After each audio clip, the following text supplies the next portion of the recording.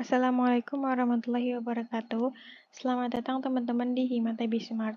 Kali ini kita akan membahas mengenai persiapan UAS dengan materi akuntansi keuangan 2 untuk semester 4. Langsung saja kita ke soal yang pertama. Pada tanggal 1 Januari 2012, analis skor mempunyai 480.000 saham biasa yang beredar. Selama tahun 2012, perusahaan melakukan transaksi berikut yang mempunyai pengaruh terhadap akun saham biasa.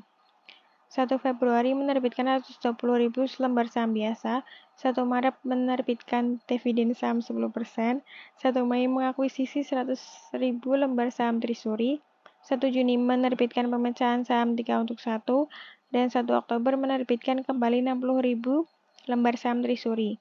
Kemudian diminta untuk yang pertama jumlah rata-rata tertimbang saham per 31 Desember. Kemudian yang B, hitunglah laba per lembar saham atau earning per share untuk tahun 2022. Langsung saja kita bahas untuk jawabannya. Oke, yang pertama poin A, kita harus membuat tabel terlebih dahulu seperti ini. Kemudian kita masukkan angka-angka nominal yang telah diketahui dalam soal. Yang pertama kan ada mempunyai 480.000. Nah, itu kan rentang waktunya itu dari 1 Januari sampai 1 Februari. Nah, ini dari 1 Februari kan mulai ada kegiatan-kegiatannya. Ini dimasukkan. Untuk yang pertama berarti kan 480.000. Untuk tahun tertimbangnya kan berarti dari Januari 1 sampai 1 Februari. Kemudian ini kita masukkan kegiatannya dulu aja ya teman-teman. Kemudian untuk 1 Februari menerbitkan 120.000 lembar saham biasa. Berarti kan tadi kan 120.000.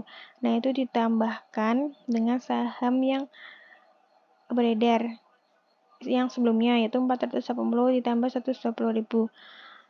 Maka hasilnya itu 600.000. Nah, itu kan berarti kegiatannya dari 1 Februari sampai 1 Maret. Kemudian 1 Maret ada lagi untuk menerbitkan dividen saham 10%. Ini kan berarti saham yang beredar terakhir kali kan berarti 600.000. Nah, itu kan untuk 1 Maret ada pembagian dividen 10%. Nah, 10% dari 600 ini kan 60.000 ditambahin dengan saham beredar, jadinya 660.000. Kemudian untuk kegiatannya lagi yaitu ada mengakuisisi 100.000 lembar saham Trisuri. Kalau diakuisisi berarti dikurangi ya teman-teman. Berarti kan 660.000 dikurangi 100.000. Hasilnya 560.000. Lanjut untuk tanggal 1 Juni ada yang menerbitkan pemecahan saham 3 untuk 1. Berarti saham beredar terakhirnya tadi ini 560.000 kan di stock split. Ini dikali 3 teman-teman, soalnya kan ini di stock splitnya 3 untuk 1. Berarti jadinya 1.680.000. Lanjut untuk 1 Oktober ada yang menerbitkan kembali 60.000 lembar saham Trisuri, ini ditambahin aja jadinya 1.750.000. Kemudian kita bahas untuk restatementnya. Ini kan oke, yang pertama dulu. Ini untuk tanggal 1 Maret ada dividen, menerbitkan dividen 10%, berarti ini restatementnya dikasih 1,1. Itu dimulai dari 1 Maret ke bawah, berarti batasnya itu sampai 1 Maret. Berarti ini nggak masuk.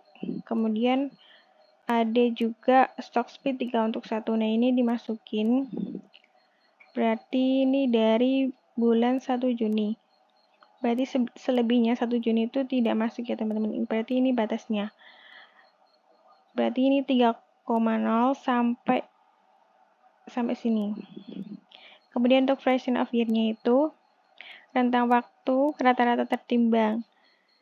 Yang pertama ada 1/12, kemudian Februari sampai 1 Maret itu 1/12 juga.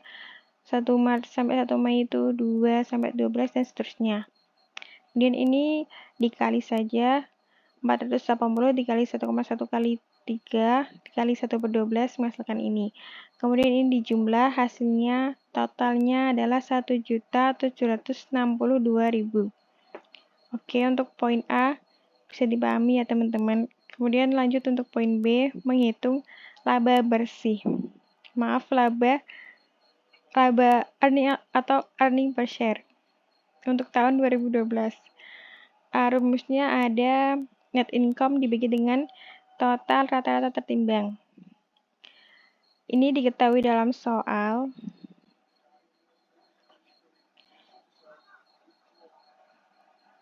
Ini kemudian dibagi dengan total rata-rata tertimbang. Hasilnya yaitu 1,96.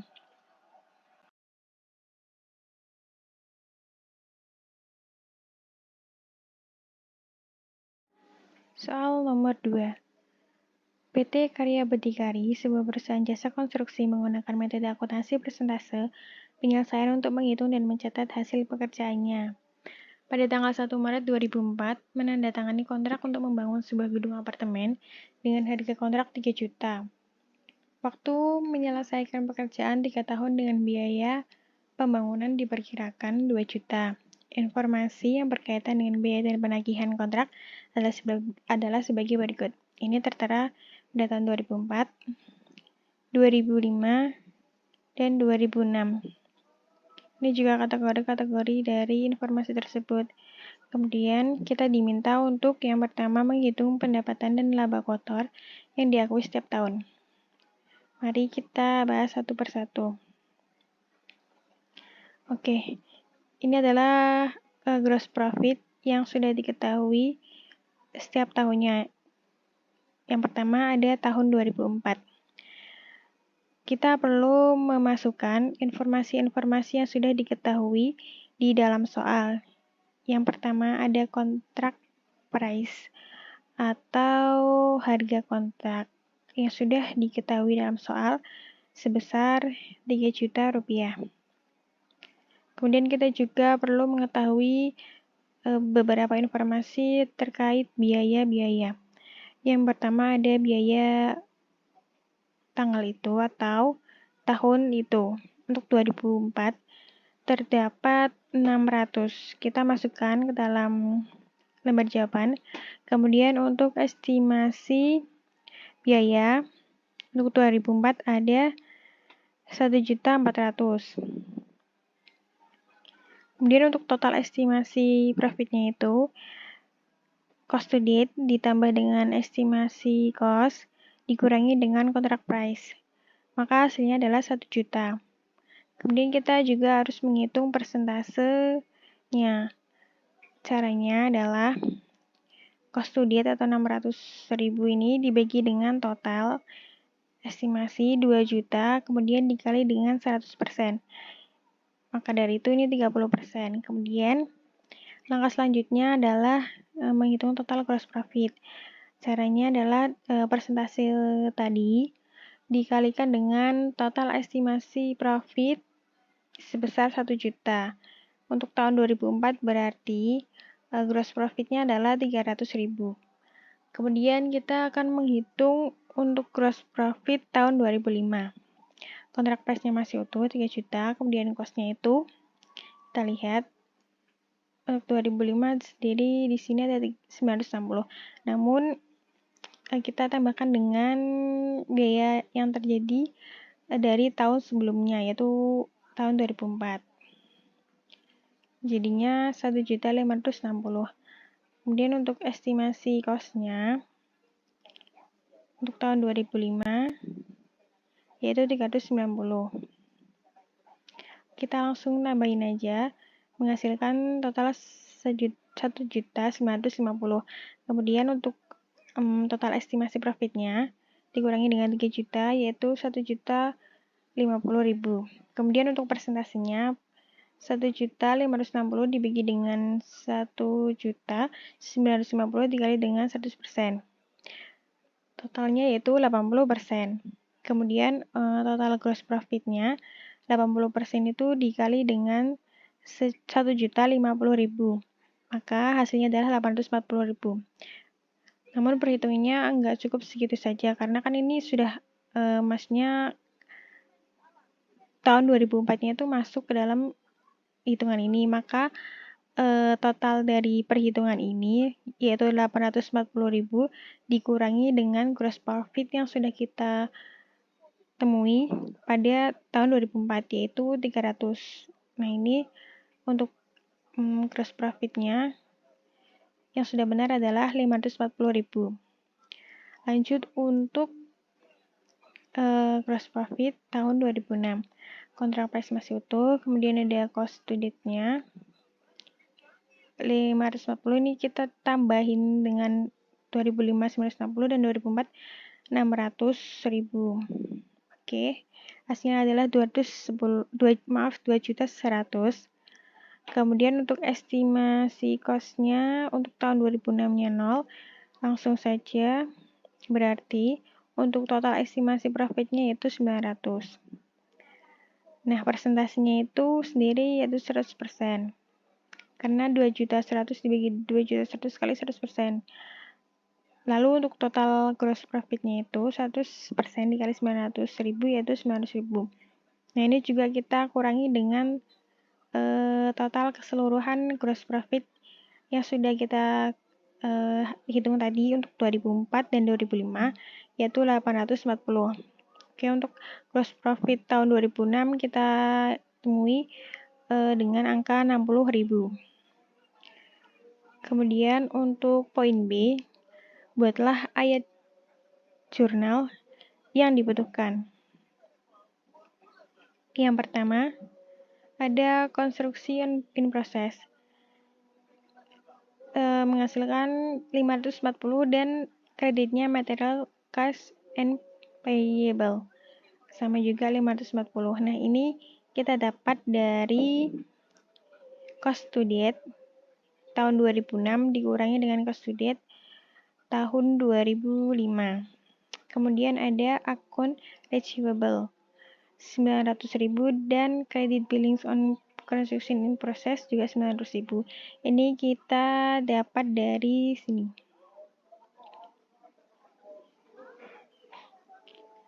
Penagihan sampai tanggal ini untuk 2006 3 juta dikurangi dengan tahun 2005 2.100.000. Lanjut, untuk jurnal selanjutnya ada cash sebesar 800.000 dan akun receivable sebesar 800.000 kreditnya. Ini didapat dari kas yang tertagih sampai tanggal ini dari 2006 dikurangi dengan yang ada di 2005.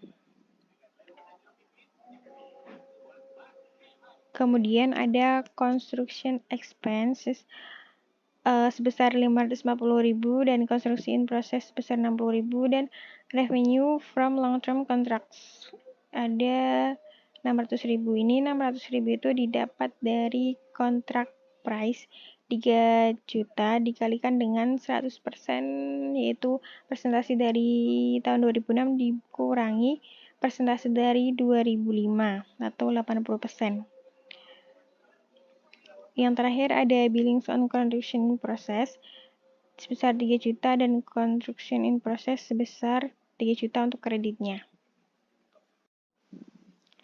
Kita lanjut untuk soal nomor 3 yaitu Burger Club pada tanggal 1 Januari 2004 menandatangani lease yang tidak bisa dibatalkan selama 5 tahun untuk mesin.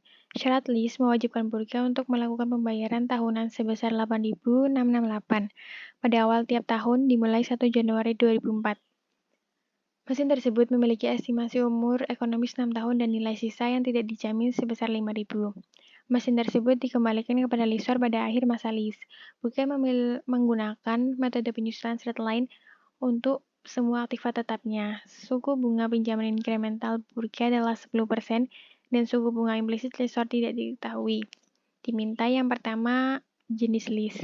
Pada soal ini, lease yang termasuk adalah jenis finance lease atau capital lease. Dikarenakan masa lease ini lebih besar 75% dibandingkan dengan umur estimasi. Hal tersebut bisa dibuktikan dengan cara menghitung umur lease, yaitu 5 tahun dibagi dengan umur estimasi ekonomis, yaitu 6 tahun dikalikan dengan 100%. Pada soal ini menghasilkan angka yaitu 83%. Yang berarti 83% itu kan lebih besar daripada 75%. Maka dari itu, lease tersebut termasuk jenis capital lease atau finance lease. Kemudian untuk poin B, yaitu hitunglah nilai sekarang dari pembayaran lease minimum. Di soal diketahui untuk setiap pembayaran sebesar 8.668, kita masukkan, kemudian kita kali dengan ketentuan yang sudah ditentukan ya, yaitu ini, dikali 4,16986, yaitu hasilnya 36.144. Kemudian untuk poin C, buatlah layar jurnal yang diperlukan sampai tanggal 1 Januari 2005. Ini berarti harus kita cari untuk jurnal dari awal saat kita mulai sewa. Yang pertama yaitu tanggal 1 Januari 2004. Terdapat mesin yang di-lease menurut lease model atau finance lease. Kemudian kreditnya ada kewajiban lease. Ini nominalnya yaitu 36.144. Ini dari ini ya teman-teman, dari perhitungan tadi untuk poin B. Kemudian ada juga jurnal kewajiban lease dan kas sebesar 8.668. Ini kan sudah diketahui dalam soal ya, untuk pembayaran setiap tahun sebesar segini. Kemudian ada penyusutan tanggal 31 bulan Desember tahun 2004. Debitnya ada biaya penyusutan sebesar 7.229 dan kreditnya ada akumulasi depresiasi lease modal. Ini kan tadi di soal sudah diketahui untuk penyusutan itu menggunakan straight line mode. Nah, berarti tinggal dibagi dengan 5 tahun atau itu masa lease. Kemudian juga ada biaya bunga dan kreditnya ada hutang bunga sebesar 2.748. Ini diketahui dari 36.144 dikurangi dengan pembayaran 8.668 dikalikan dengan 10%. 10% ini sudah diketahui dalam soal, yaitu bunga inkremental. Kemudian untuk selanjutnya ada jurnal untuk tanggal 1 bulan 1 dan 2005. Ini kasnya kan setiap awal Januari selalu membayar 8.668. Kemudian kan hutang bunga sudah diketahui 2.748. Nah, ini kewajiban listnya ini tinggal mengurangi saja kas dengan hutang bunga dan menghasilkan angka 5.920. Sekian untuk pembahasan kali ini. Mohon maaf apabila ada kesalahan kata maupun penjelasan yang kurang dipahami. Terima kasih. Wassalamualaikum warahmatullahi wabarakatuh.